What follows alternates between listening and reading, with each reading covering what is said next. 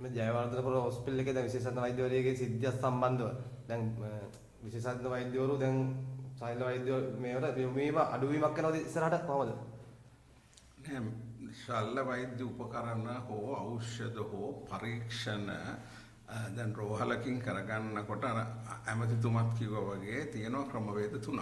ඒ පළවෙනි ක්‍රමවේදය තමයි රජය මගින් ලබා දෙන ඖෂධ පාවිච්චි කිරීම. දැන් එවැනි ඖෂධයක් නැති වෙච්ච අවස්ථාවකදී පුළුවන් පෞද්ගලික අංශයෙන් මේක රෝහලට ලබා ගන්න රෝහල මාර්ගයෙන්. කියන්නේ රෝහලේ අධ්‍යක්ෂකවරයා හරහා පෞද්ගලික අංශයෙන් එම ශල්‍ය උපකරණ හෝ ඖෂධ ලබා ගැනීම හැකියාවක් තියෙනවා. තුන්වෙනි ක්‍රමය තමයි රෝගියාට කියලා මේක ලබා ගැනීම.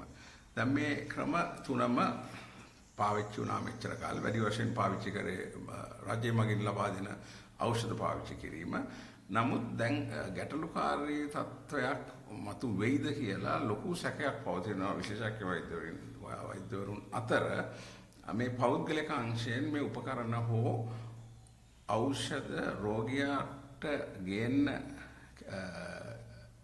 කීම සම්බන්ධව එම ද්‍රව්‍ය රෝහලේ නැති අවස්ථාවක. ඉතින් දැන් අපි ලිපියක් මගෙන් ගරු ඇමතිතුමාගෙන් ඉල්ලලා තියෙන්නේ මේ පිළිබඳව ගයිඩ්ලයින් එකක් නැත්නම් ක්‍රමවේදයක් අපිට දෙන්න කියලා චක්‍ර ලේඛනයක් හරහා.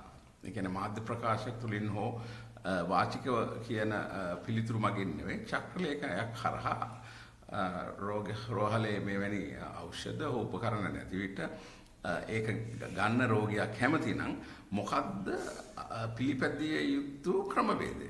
ඒ කියන්නේ අධ්‍යක්ෂකවරයාට ලියලා ලෙඩ රෝගියා අධ්‍යක්ෂකවරයාට යවලා රෝගියාගේ නිසි කැමැත්ත මේකට ගත්තයි කියලා සඳහන් කළා අස්සනක් අරගෙන මොකද්ද කළ යුතු ක්‍රියාමාර්ගය? දැන් ඒක තමයි අපි රජයෙන් බලාපොරොත්තු වෙන්නේ. එහෙම නොවුනොත් මේ චක්‍රයක එහෙම එන්නේ නැතුව ගියොත් කල් යන්න ගියොත් මොකද වෙන්නේ ඉස්සරහට? නෑ කිසි දෙයක් වෙන්නේ නැහැ. ඉතින් විශේෂඥ වෛද්‍යවරුන් මැලි වෙයි රෝගීන්ලාට කියලා මේ ඖෂධ හෝ උපකරණ පිටින් ගෙන්න ගන්න. ඒ කියන්නේ විශේෂඥ වෛද්‍යවරු මේ දැන් රෝගියාට දැන් හොස්පිටල් එකේ මේ අවශ්‍ය බෙහෙත නැත්තම් පිටින් ලියලා දෙන එකක් නැති වේද? පිටින් ගන්න කියලා.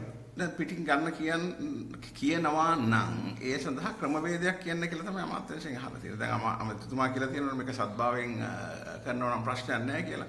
දැන් ඒ සත්භාවය කියන එකේ අර්ථකථනය කුමක්ද කියලා තමයි අපිට දැනගන්න අවශ්‍ය. දැන් මේ සත්භාවයෙන් කියන්නේ මොකද්ද සත්භාවය සඳහා අවශ්‍ය ක්‍රමවේදය? අධ්‍යක්ෂකවරයා හරහාද මොකද්ද ක්‍රමවේදය කියලා තමයි අපි මේ පැහැදිලි කරන්න කියලා සෞඛ්‍ය අමාත්‍යාංශයෙන් ඉල්ලලා තියෙන්නේ. දැන් ලොකු බෙහෙත් හිඟයකුත් තියෙනවා රටේ. හොස්පිටල් වලට කොහොමද බලපෑම වෙන්නේ? නෑ මේක බෙහෙත් හිඟේ පිළිබඳ ප්‍රශ්නයක් නෙවෙයි. යම් අවස්ථාවල බෙහෙත් හිඟ වෙලා තියෙනවා. කොවිඩ් කාලේ බෙහෙත් හිඟ වෙලා තියෙනවා. දැන් මේ තියෙන්නේ බෙහෙත් නැති අවස්ථාවකදී හිඟ වූ අවස්ථාවකදී මෙතෙක් කල අනුගමනය කරපු ක්‍රමවේදය දිගටම කරන්න කිරීම වෛද්‍යවරුන්ට ආරක්ෂා සහිතද නැද්ද කියන ප්‍රශ්නේ දැන් තියෙන්නේ. ඒකෙන් මේක වෛද්‍යවරු මැරි වෙනව එහෙම මේකට ආරක්ෂාව සම්බන්ධව නේද? ආරක්ෂාව සම්බන්ධව දැන් යම් ගැටලුකාරී තත්ත්වයක් මතුවලා තියෙනවා. එහෙම රෝගීන්ට මොකද වෙන්නේ ඉස්සරහ? බලපෑමක් එල්ල වෙයිද? එහෙම රෝගීන්ගේ වෙන බලපෑම සම්පූර්ණ මේ වගේ කීම සෞඛ්‍ය අමාත්‍යාංශයේ ගත යුතු දෙයක් නේ. දැන් මේ අවස්ථාවේදී අපි කියන්නේ දැන් මේ රෝගියාට කළ යුතු ප්‍රතිකර්ම කරන්න යම් දෙයක් රෝහලේ නැත්නම් මේක රෝගියා ලවා පිටින් ගෙන්වා ගන්නවා නම් රෝගියාත් ඒකට කැමති නම් ඒ සඳහා තියෙන ක්‍රමවේදය පැහැදිලි කරන්න කියලා තමයි ඉල්ලලා තියෙන්නේ.